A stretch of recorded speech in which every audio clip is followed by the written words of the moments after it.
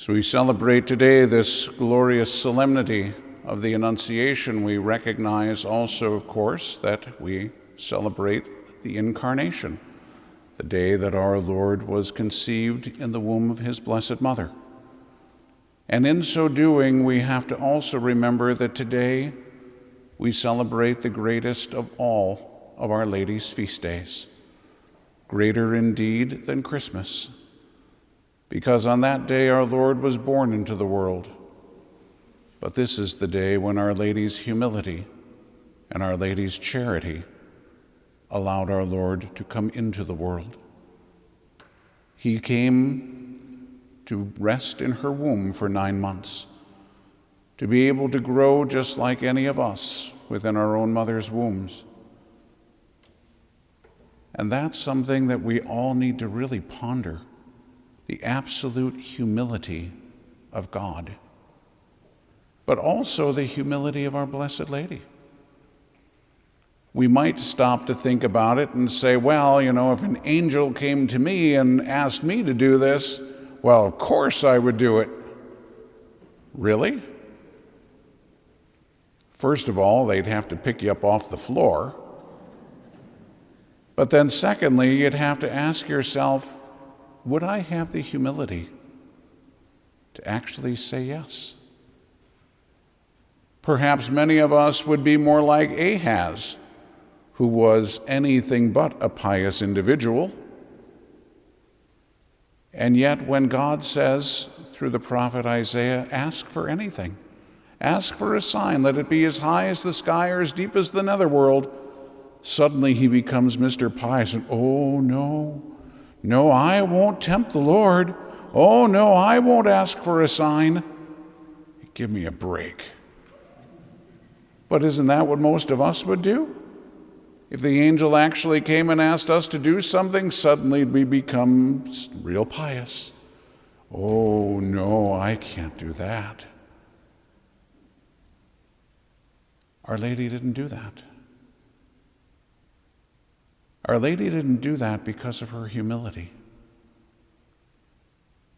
What God was asking her to do is the most exalted thing that any human person has ever done or will ever do. And it was because of her humility that she could say yes. Not because of her pride, because there was none. She's the most humble human person ever to walk the face of the earth. The only one with more humility than her was her Son, and he's God.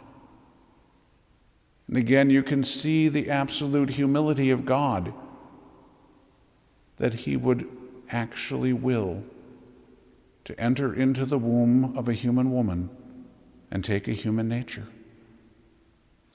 He is God. He is infinite. He is almighty. And yet, he became, in taking human flesh, at the beginning microscopic. He fills the entire universe. And he became microscopic in the womb of Our Lady. And as he grew in Our Lady's womb, he took on human weakness. He's born as a baby, completely weak. Here he is, the creator of the world who becomes a creature. The one who holds everything in existence now is dependent on his mother for his own existence. That is, in his humanity. And so that humility of God that is reflected only in the humility of our Blessed Lady. Her humility, which allowed her to say yes to absolutely anything that God would ask. Anything. One could look at it, well, I guess it's the absolute truth even to look at it this way. She is, of course, the fulfillment of what was spoken of in the first reading. But if God was going to say, all right, you are a virgin who is going to conceive a child, thanks be to God, she said yes. But if he would have simply said to her, I want you to live a hidden life of suffering and rejection, she would have said yes. But then that's exactly what she did. She lived a hidden life of suffering and rejection. And she was the mother of God. She did both. And so if we look at what it is that God had said to Ahaz, ask for anything as high as the sky or as deep as the netherworld, therein lies our Blessed Lady. Her humility is as deep can be, and her charity was as high as the sky. She lived both. She didn't look at herself as anything special. She certainly didn't brag about being the mother of God, or look for any attention, or think that somehow she was special for doing this. She did it purely out of love for God, and out of love for the rest of us. One human person out of the entire history of humanity did it right. One. And thanks be to God, she's our mom. So that's pretty cool. But that also means, though, that like all of us, we learn from our moms. And so we need to learn from her. We need to learn from her to be able to say yes to anything that God asks. But we have to learn first to be humble. That's not exactly an American virtue, but it is a divine virtue. And it's one that all of us must have if we're going to be able to do the will of God. And so that's what we can learn from our Blessed Lady, to have the humility to say yes. We might like to dream about what it is that God would ask of us, and of course what we want is something exalted, and isn't this going to be wonderful what God's going to do with me?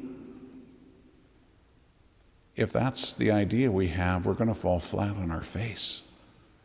God can't do anything with us if we're in the way.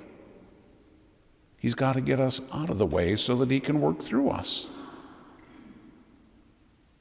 So we need to be humble. Then God can do extraordinary things in us because we will actually allow it. We won't try to control it. Because if we already think that we know how something ought to be done, we basically tell God, just get out of the way, I'll handle this myself. If I need you, I'll let you know. We all know how well that works. It doesn't, but we keep doing it anyway. So we need to learn from Our Lady. It's to say, be it done unto me according to thy word. God's way is perfect. However, God's way is not usually the way we would choose, sadly, because God's way leads to the cross. God's way leads to humility. And that doesn't come easily to us. And so we like the exalted stuff, which isn't what God's will is about. We think about Jesus being exalted above all else. Why? St. Paul tells us in his letter to the Philippians, because he became a slave and was obedient even to death on a cross. Therefore, he has been exalted above all things. Our Lady is the most exalted because she's the most humble. Because she's the most humble, therefore she loved the most. She loves God more than everybody. Not just more than everybody, but St. Louis de Montfort tells us that she loves God more than all of the angels and saints combined. Only a mom can do that. But this isn't just an average mom. This is the most humble woman ever to live, which is why she can love so much. Obviously, we're not going to be able to love as much as Our Lady. We're not going to be able to be as humble as our Blessed Lady. But at least we can strive for that humility. We can strive for that charity. Remember, you can't have one without the other. The height of your charity is equal to the depth of your humility. So if you want to love God more, you have to be more humble. And that is something that we kind of bristle at. But it's necessary. So a great opportunity for us as we look at the humility of Jesus. He is the second person of the Trinity, and he became one of us.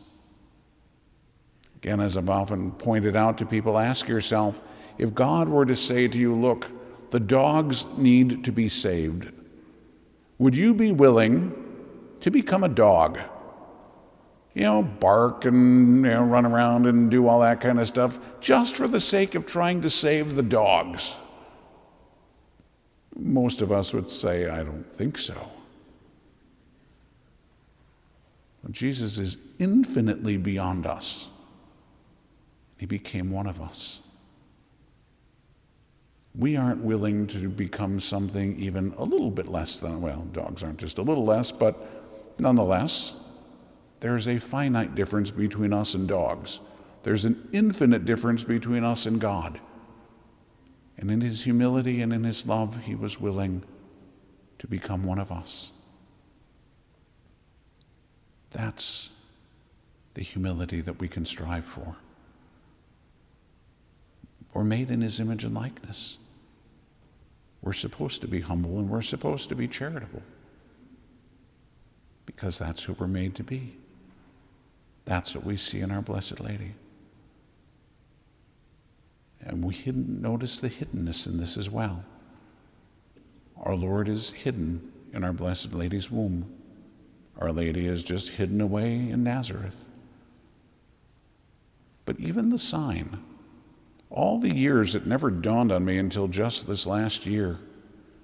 Ask for a sign. Okay, I'll give you one. A sign that's absolutely impossible. A virgin is going to be with child. What an amazing sign. Who could have seen it? No one. How do you know? Only God would know that that's indeed what happened. And he revealed that to us so that we could say yes to something we cannot see, to something we cannot understand. There's a beautiful sign, a sign that is so profound that it is higher than the heights and lower than the depths.